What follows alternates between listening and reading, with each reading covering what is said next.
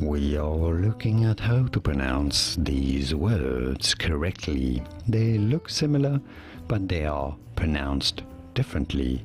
Their meanings are very different as well, so you don't want to confuse them and say one instead of the other.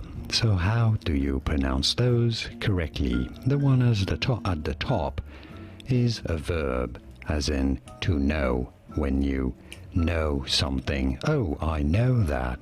This is to be said, no, I know.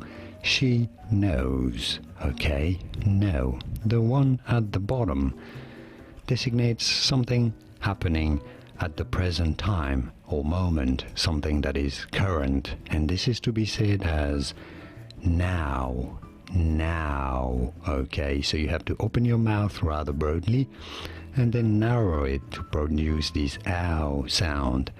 Now, as in right now, versus know, as in I know that, I know, no, or now. And now you know, indeed.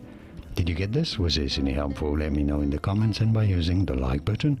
Thank you kindly for your support. More videos here on how to pronounce more interesting words and names whose pronunciations aren't obvious. I'll see you there to learn more to improve your English. Thanks for watching.